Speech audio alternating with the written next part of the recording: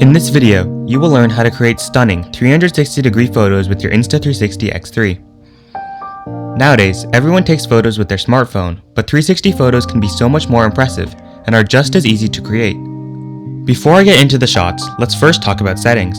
My favorite photo modes on the Insta360 X3 are the HDR photo and the normal photo mode. HDR stands for High Dynamic Range and is perfect for scenes for harsh lighting. It combines multiple photos with different exposures and creates one vibrant photo with massive dynamic range. If you choose to use the HDR photo mode, swipe from the right side of your screen and then go to the setting all the way to the left. Then select Pureshot. Next up, we have the normal photo mode. This one is great because you can shoot photos up to 72 megapixels. This allows for unparalleled quality and is great at capturing the details in a scene. Next, swipe from the right side of the screen and go to exposure settings. I recommend keeping this on auto because the camera does a really good job. The last thing we need to do is go all the way to the left and click INSP plus RAW, which I will explain later. Now, regardless of what photo mode you're using, we will need to set up the photo timer. Since we are going to be using the camera on the invisible selfie stick, we want the camera to wait a bit before taking a photo. This is so that we can get the camera into the correct position. I recommend either using the 5 or 10-second timer, depending on the situation. Now, your camera is ready to take amazing 360 photos. The first idea is to use the Pureshot capabilities of the Insta360 X3. Pureshot essentially edits the photo and reduces noise.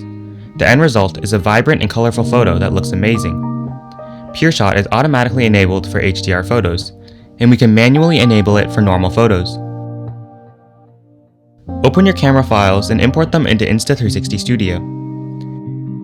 Now, look on the left side of the file names. Half of the photo should say RAW next to them. These are the important files.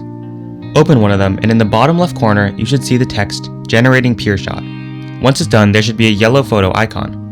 Here is the before and after the Pureshot edit. As you can tell, there is a massive difference. The next shot is the abstract shot. This one is unique to 360 cameras and will leave your viewers scratching their heads trying to figure it out. When taking this shot, try looking for patterns and symmetry in the environment. Additionally, try putting your camera really close to the ground. When you're reframing the photo, use the tiny planet option and move the view around until you get something you like.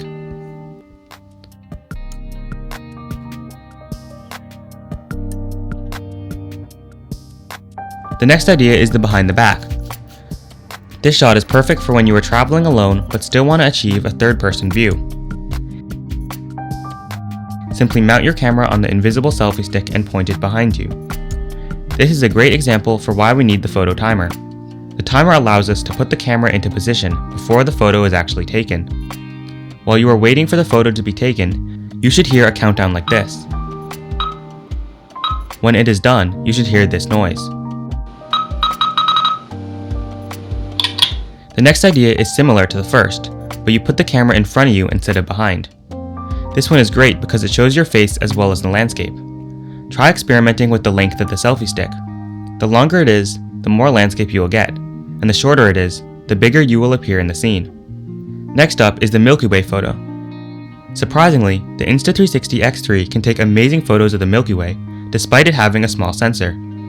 This shot has a couple requirements: a tripod, a location with minimal light pollution, and a clear sky. Additionally, we are going to be using the manual settings for this shot. Try using a high shutter speed of about 60 seconds, and then an ISO of about 3200.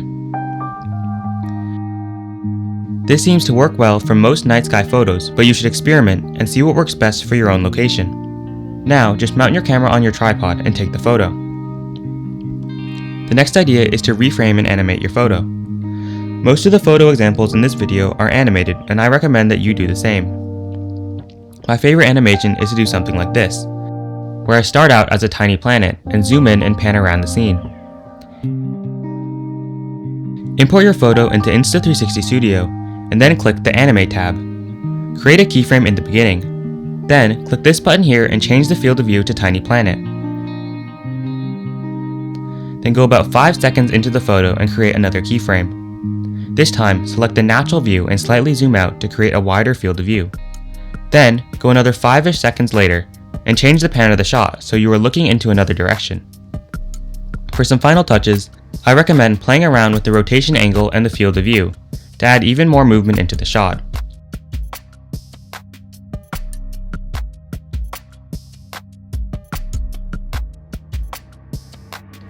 I hope you learned something in this video and give some of these ideas a try.